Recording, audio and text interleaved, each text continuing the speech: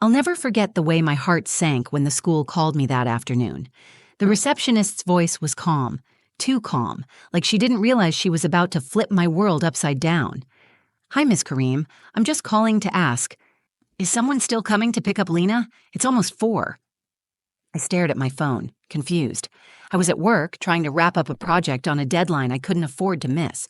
I glanced at the clock. 4:02 p.m. I'd sent someone. I knew I had. I took a breath and said, Amira was supposed to get her. My sister. There was a pause on the line. "Oh, well," the receptionist hesitated. "Someone did pick her up. She walked out about 20 minutes ago. That's when I felt the blood drain from my face." "Wait, what?" I said. "You just said she was still there." "She was, but then she left with the woman." "The woman was my sister, Amira," I said, trying to stay calm. "It must have just been a delay. She's probably not answering. I'll call her." But here's the thing. Amira was dead. She'd passed away 2 months ago. A car accident. One of those freak, cruel moments that makes the world stop without warning. I hadn't told anyone in the family, not even Lena. I just couldn't. The grief wrapped around me like wet concrete. I wasn't ready to say it out loud. And Lena, at 7 years old, adored her. I couldn't bring myself to break her heart. I kept telling myself I'd explain it soon, one day, when it felt like I could breathe again. I ended the call with the school, and almost by muscle memory, tapped Amira's contact on my phone. The line rang once, twice. I don't even know why I thought it would connect, but it did. And then she answered. "Zara," she said, casual and warm, just like always. I froze. My hand gripped the steering wheel so tight my knuckles turned white. "Amira?" I whispered. "Yeah?" I could barely get the words out. "Did you go to get Lena?" A pause. "Not long. Just enough." "I never went," she said. And then she hung up. My vision went blurry with panic.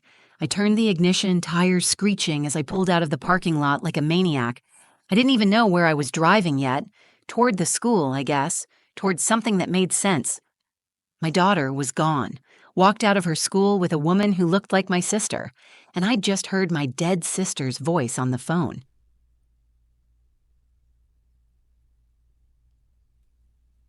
Let me back up. My name is Zara Kareem. I'm 32. I'm a mom, a project manager at a software company in Virginia. And until 2 months ago, I had a sister named Amira.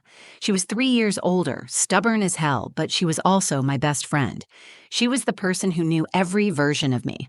Awkward teenage Zara, broken-hearted college Zara, terrified new mom Zara. She was there through all of it. And Lena, my daughter, she worshipped her. Amira used to pick her up from school all the time. She'd swing her in the air, give her strawberry milk, and let her sneak in extra tablet time. Lena would always come home glowing. So after Amira died, I didn't have the strength to tell Lena. I couldn't picture saying those words, "Auntie Amira isn't coming back." I just started saying she was traveling for work, out of town, visiting friends, whatever I could say to avoid watching Lena's smile collapse. I know what you're thinking. That's wrong, that's dangerous, and I get it. But until you've lost someone that close, you don't understand the silence that follows. But none of that explains what happened next. Because that day, someone who looked exactly like my sister, picked up my daughter from school. She was calm, smiling, dressed the same way Amira always dressed, headscarf, jean jacket, that little brown satchel she always carried like a purse. Lena walked right up to her and left without hesitation, as if nothing was wrong. But there was something wrong, something I still can't explain because my sister wasn't alive, and no one else in the family knew that yet. Most mornings in my house are chaos, not loud, wild chaos, but the quiet kind that comes from a single mom trying to juggle too much with too little time. The alarm goes off at 6:30. I hit snooze until 6:50. Then it's a mad dash, brushing Lena's hair while she eats cereal, packing her lunch while answering emails, and praying we both leave the house without forgetting something essential, like my sanity. That morning felt normal. Too normal in hindsight. Lena was sitting on the kitchen stool in her pink pajamas, humming to herself while dangling her legs over the side. 7 years old, all heart. Her curls were wild from sleep, and she was clutching her favorite plush unicorn, Nova, like it was the most important item in the world. "Do I have music class today?" she asked, her mouth half full of toast. "You do," I said, pulling a banana from the fruit bowl. "And please don't play the triangle like it's a sword again. Miss Blake emailed me about that." She giggled, and for a second, everything was okay. I kissed the top of her head, and she leaned into it the way she always does. Every little habit, every tiny exchange, it was stitched into the rhythm of our lives. I loved our mornings, even when they made me late. After dropping Lena off at school, I headed into the office. I work as a project manager at a mid-sized software company in Northern Virginia. My job isn't glamorous, but it pays the bills and keeps our lives steady. I spent most of that day in a conference room with dry coffee and mood boards, pitching timelines and making small talk with people who didn't know anything about my real life. They didn't know about Amira. No one did. Amira was my older sister, by 3 years, but she always acted like she was 10 years older, protective, opinionated, the kind of sister who would argue with you and then show up the next morning with your favorite coffee like the fight never happened. She lived about 20 minutes from us, in a tiny apartment filled with plants and incense and way too many books. She was spiritual, not religious. She believed in energy, in connection, in things you couldn't always see. "I swear we've lived 100 lives together," she told me once. "That's why we're so close." She was Lena's favorite person in the world. No competition. If I said no to ice cream, Lena went to Amira. If I put her to bed too early, she'd whisper, "Auntie Amira lets me stay up until 10. It used to annoy me, until it didn't. Until I realized Amira was filling in the gaps where I couldn't always be present. She was giving Lena the kind of love that was soft and full of time, the kind I struggled to offer when I was exhausted from working and trying to keep our lives afloat. And then, one night, Amira didn't come home. She'd been driving back from a late shift at the bookstore where she worked. A truck ran a red light. They said she died instantly. No pain, as if that mattered. I remember standing in the hospital hallway watching a nurse walk toward me with eyes full of pity, and all I could think was, she was just here. We were just laughing about bad Netflix endings 2 days ago. I didn't tell Lena. I couldn't. Every time I tried to form the words, something inside me locked up. I didn't even tell my parents yet. They lived out of state, and I knew their grief would become mine to carry too. So I told people she was on a long trip. I even texted from her phone sometimes. To myself, mostly. To keep the illusion alive. I know that sounds insane. But grief, it rewrites your logic. It makes you do things you don't recognize until you look back in horror and say, "What was I thinking?" That day, the day Lena disappeared, I'd been running on autopilot. I had a client meeting. My phone was blowing up, and I remember thinking, I wish Amira could pick her up today, just like she used to. I even said it out loud in the car. "I wish you were here." Then I got the call, and suddenly all the pieces I'd worked so hard to keep from shattering started to fall. When I hung up the phone with the school, the first thing I did was pull over. I couldn't think straight, couldn't breathe. I was on Interstate 66 heading back to the office from lunch, and my fingers were trembling so badly I almost dropped the phone. They said Lena had been picked up, but not by me, and not by Amira, because Amira was dead. I called the school back. My voice was sharp, too loud, the kind of panic you try to disguise but can't. "Hi, this is Zara Kareem again. You said Lena left school with a woman?" The receptionist hesitated. "Yes, ma'am. It looked like your sister. Lena went right to her." "Do you have security footage? Cameras?" "I believe so, yes. The principal is reviewing it now." I didn't say goodbye. I hung up and dialed Amira's number again, one part of me praying she'd pick up, the other begging she wouldn't. She didn't. This time it rang and went to voicemail. Her voice, still recorded from God knows when, played softly. "Hey, it's Amira. I'm probably reading somewhere cozy. Leave a message." That message used to make me smile. Now it made me want to scream. I floored it to the school. My hands were shaking on the wheel, the radio still on in the background playing some upbeat indie song that felt like an insult. I turned it off. My ears rang with silence, the kind that feels heavy, like something was pressing down on the world. I kept thinking, this has to be a mistake, a misunderstanding, someone who looks like her. That's it. But something in me knew better. There's a difference between fear and recognition, and when I heard Amira's voice on the phone earlier, I never went. I knew what I heard. It was her voice, not close, not similar. It was her. I pulled into the school parking lot so fast I nearly hit the curb. Parents were milling around, chatting, unaware that my world was on fire. I ran past the front desk, straight to the main office. The receptionist looked up and blinked, startled. "Miss Kareem!" "Where is she? Where's my daughter? Where's Lena?" "Principal Harris is reviewing the footage now. Please come this way." She led me down a hallway lined with class photos and art projects. I remember thinking how normal everything looked, how wrong that felt. The principal was in a small room with a screen paused mid-frame. He turned to me with a careful expression. "Miss Kareem," he said slowly, "we have the footage pulled up. I think it's best if you see it for yourself." He pressed play. The footage was grainy but clear enough. It was the side entrance of the school, where kids who walk home or get picked up on foot exit. The timestamp was 3:38 p.m. I watched my daughter appear in the frame, pink backpack bouncing, and then I saw her, a woman, headscarf, jean jacket, brown satchel over her shoulder. She walked up to Lena like she belonged there, calm, casual, familiar. Lena smiled. She ran up to her, and they walked away together. I didn't even realize I'd started crying until the principal handed me a tissue. "Is that the woman you asked to pick her up?" he asked. I nodded slowly. Then I said the thing I hadn't said to anyone, not even my daughter. "She passed away 2 months ago. That's my sister, but it can't be." There was a long pause. The principal stared at me, not blinking. The receptionist behind him audibly gasped. "Miss Kareem," he said carefully, "if that's not possible, then who was that woman?" I didn't have an answer. I stood there, shaking, trying to breathe, trying to wrap my mind around what I'd just seen. Every logical part of me wanted to reject it. Call it a hallucination, a stress-induced breakdown, anything. But it was her. It was Amira. Same scarf, same satchel, same way of walking, shoulders back, feet turned slightly out. I knew her better than anyone, and there wasn't a doubt in my mind. My daughter had just walked away with a ghost.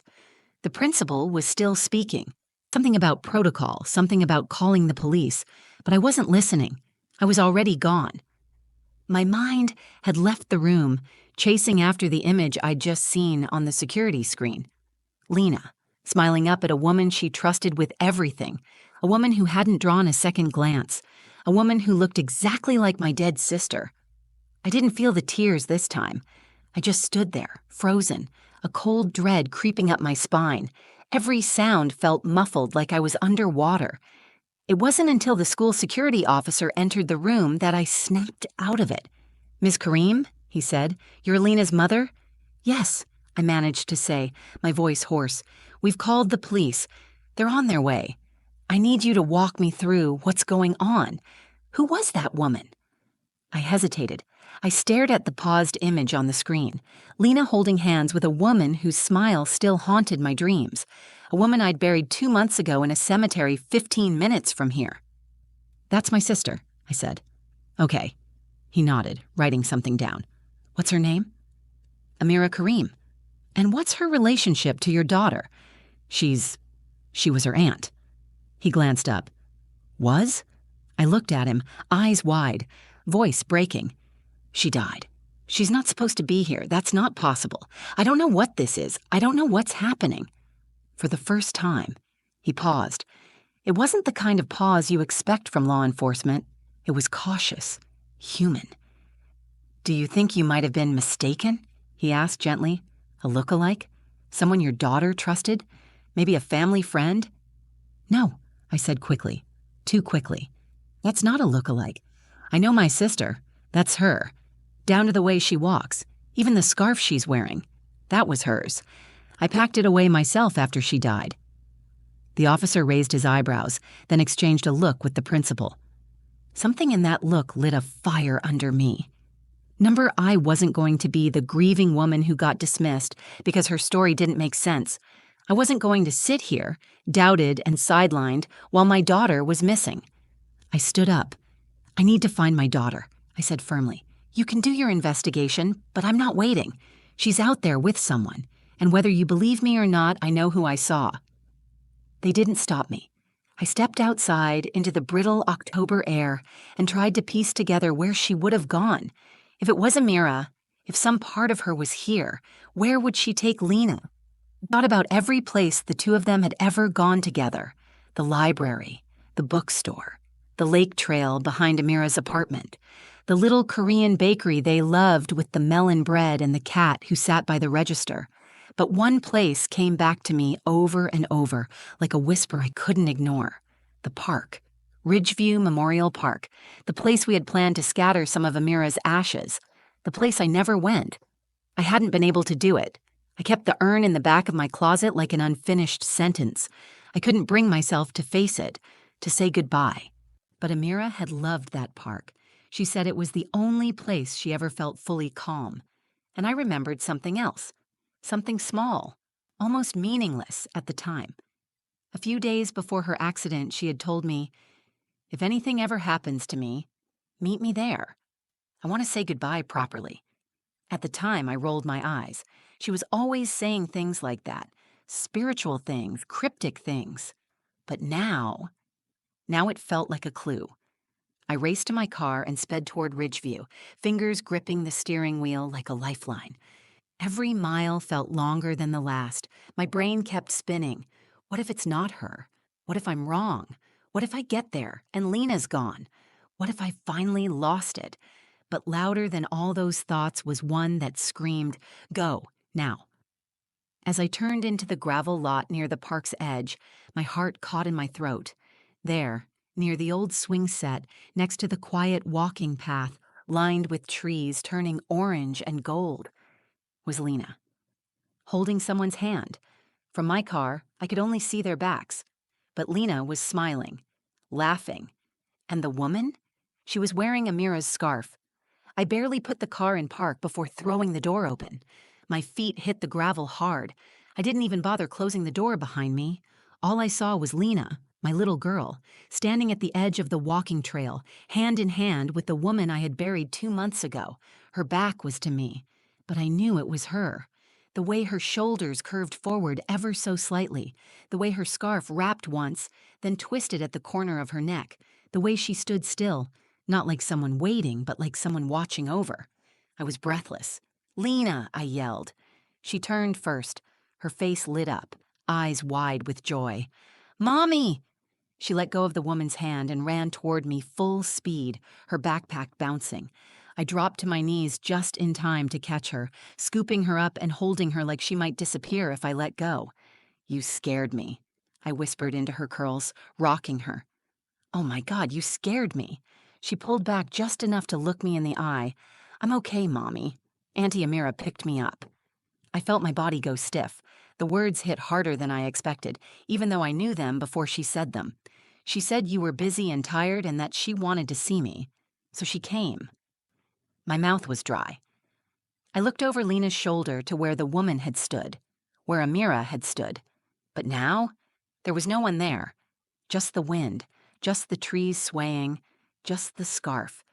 It was lying on the grass, folded neatly. That same soft indigo one with the tiny embroidered stars Amira always wore when the weather got cold. I walked over slowly, still holding Lena in my arms. "Auntie said she missed me," Lena said softly. "She told me not to be sad, that she's okay now, that you need to stop pretending." I stopped walking. "What do you mean, baby?" Lena played with a strand of my hair absently. "She said you were hurting and didn't want to say goodbye, but she's not mad. She said she'll always be around. She told me to tell you she's already forgiven you." The tears came before I could stop them. Not loud, not messy, just quiet. Like rain soaking through without thunder. Because no one knew. No one knew how I'd kept it all to myself. How I never told Lena about the accident. How I hid the urn. How I locked Amira's room in my apartment like sealing away a ghost. No one could have known those things, except Amira. I bent down and picked up the scarf. It smelled faintly like lavender and her favorite shampoo. I held it to my chest and closed my eyes. For a moment, I swore I felt a hand on my shoulder. The gentlest weight, and then it was gone. The police showed up 20 minutes later. I had already texted the principal, told them I found Lena, told them she was safe. I didn't tell them the rest. What would I even say? My dead sister picked up my daughter, walked her to a park we never finished grieving, and left behind the one item I buried with her. Some things don't belong in police reports. They belong in the space between facts and faith, between love and grief, in the part of us that aches and heals in the same breath. That night, after Lena fell asleep in my bed, with Nova tucked under one arm, I stood in front of Amira's bedroom door for the first time in weeks. I unlocked it. The room smelled just like her, like incense and patchouli and some jasmine oil she always dabbed behind her ears. Everything was untouched, except one thing. The shelf where I'd folded her scarf after the funeral, it was empty. I looked down at the scarf in my hands. I don't know what happened. I don't know what I believe.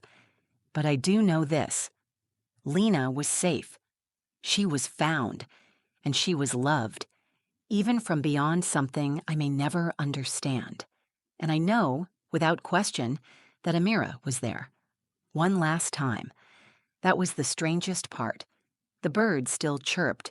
Cars still passed our apartment complex. My inbox was still full. Nothing around me had changed, but everything inside me had. Lena sat at the kitchen table drawing a picture. Crayons were scattered across the surface, and her little tongue poked out between her lips in concentration, like it always did when she was focused. When I walked past, she looked up and held the paper out to me with a proud grin. "It's Auntie Amira," she said. "See? She's wearing her favorite scarf." I took the paper in my hands, my heart skipping. There it was, a little stick figure woman in a purple scarf, holding hands with a smaller one labeled "Me." And next to it, in crayon letters, was a message. She said goodbye now, but she's still around. I swallowed hard. Lena went back to coloring, like it was the most normal thing in the world. Maybe for her it was. Kids see things we don't. They accept things we fight. Later that day, I did what I should have done weeks ago. I picked up the phone and called my parents. When my mom answered, I could already hear the heaviness in her voice. "Zara," she said, cautious, like she knew this wasn't a casual call. "I need to tell you something," I replied. And I did. I told them everything. The accident, the hospital, the silence I'd wrapped myself in. I told them how sorry I was, how I hadn't meant to shut them out, how I thought I was protecting them. And Lena? And maybe even myself? My mom didn't yell. She didn't cry, not at first. She just said, "You didn't want to believe it. I understand that more than you know." We talked for an hour. Then I called my dad. Then Amira's best friend, Yasmin. Each conversation was heavy, but also freeing. Like every truth I told pulled me a little further out of the fog. And then came the hardest part. That weekend, we finally held a memorial, not a formal service, just something small, in the park. The same park where I found Lena, where Amira used to sit on her favorite bench under a sycamore tree, sketching or journaling or just being quiet. I brought her scarf. Lena brought flowers, wild ones she picked herself from the hill behind our building. My parents flew in. A few of Amira's closest friends came too. We shared stories, laughter, and silence. No one talked about ghosts, but everyone felt her. At the end, I tied her scarf around the back of the bench. It fluttered in the wind. For a moment, I swear I felt her standing behind me, hands tucked into the sleeves of her jacket, chin resting on my shoulder like she used to when we watched movies together. I didn't turn around. I didn't need to. I whispered, "Thank you," and felt the wind push gently against my face. After that day, things didn't return to normal. Not exactly, but they moved forward. Lena started asking more questions, not about death, but about love and people, and where we go when we're no longer here. I didn't lie anymore. When she asked where Amira was, I said, "She's not here like before, but I think she still visits." Lena nodded like she understood something bigger than I ever could. She said, "I think Auntie Amira knew you were really, really sad, and that's why she came." Maybe she did. Maybe grief creates openings in the world, little cracks where love leaks through. Maybe Amira found a way to slip through just long enough to do what I couldn't. Say goodbye, properly. One night, weeks later, I was tucking Lena into bed. She was sleepy-eyed, her voice soft. "Do you think she'll come back again?" she asked. I smoothed her blanket over her legs. "I don't know," I said honestly. "Maybe she already did everything she needed to." Lena nodded. "Yeah, I think she was just helping us feel okay." She rolled over and closed her eyes. As I turned off the light, I looked at the photo on her nightstand. Lena and Amira from last fall, both laughing mid-spin, blurry with joy. And I realized I wasn't afraid anymore. Of loss, of memory, of what I couldn't explain. Amira had come back, not to haunt me, but to remind me. Love doesn't end just because a heartbeat does. Some goodbyes are beginnings in disguise. And sometimes, the people we lose find their way back, not to stay, but just long enough to carry us forward. If this story moved you or made you think about someone you've lost, you're not alone. Grief is strange. Love doesn't always play by the rules. And sometimes, just sometimes, we get a moment of something unexplainable that reminds us we're still connected. If you felt something watching this, like the video, share it with someone who needs to hear it, and tell me in the comments. Have you ever had a moment where it felt like someone you lost came back to say goodbye? And if you want more true, emotional stories like this, don't forget to subscribe and hit the bell so you never miss a new one. Thanks for being here. Take care of your people, and hold on to the ones you love, however long they're with you.